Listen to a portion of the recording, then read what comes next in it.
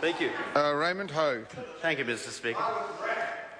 Order. Is this a split call or? It's a split personality. No, order. I couldn't remember. The member should indicate. Is this a split call with the Greens? No, it's not. Thank you. It's on my own. Proceed. Thank you, Mr. Speaker. I rise to take a call on the second reading of this bill. I have in front of me the handset copy of my speech on the first reading of this bill, which was delivered on 25th of May 2010. I give my detailed explanations why this is a very important bill and why Labour supported this bill.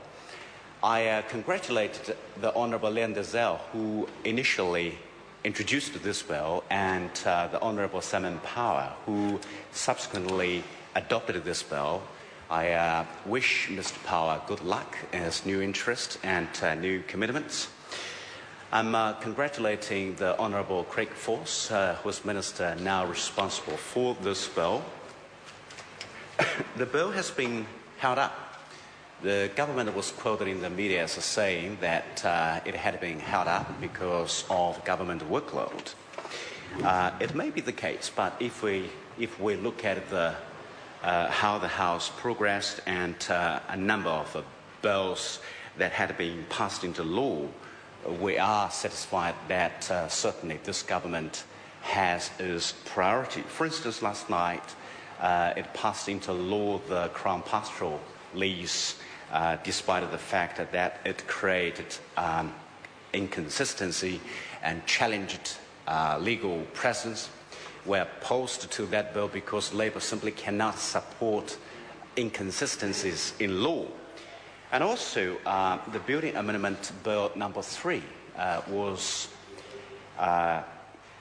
delayed initially, then rushed through because unless it passed into law, a number of good initiatives, including New Zealand's long DIY tradition, would not be able to continue its current form. So overall, that bill was passed into law in initially wait and subsequently hurry fashion. So it's not a good way to demonstrate competence of how this House should be run.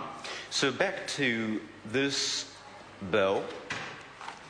The main purpose of this bill is to facilitate increased cooperation between our Commerce Commission and other overseas competition and consumer regulators, particularly the Australian Competition and Consumer Commission. The bill aligns us with Australia, who passed similar legislation in 2007. I want to note that in its submission, the Commerce Commission requested that this bill also apply in respect of information gathered under the Telecommunications Act 2001. Telecom and Vodafone opposed the inclusion, which is included in the Australian legislation. I'm sure we will look at that closely at the committee of the full House stage. Thank you, Mr. Speaker. I commend this bill to this House.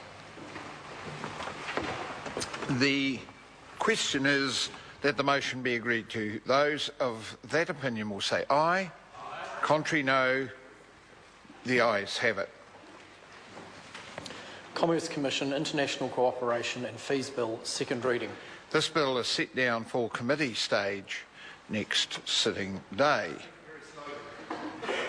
Come now to Government Order of the Day number 3.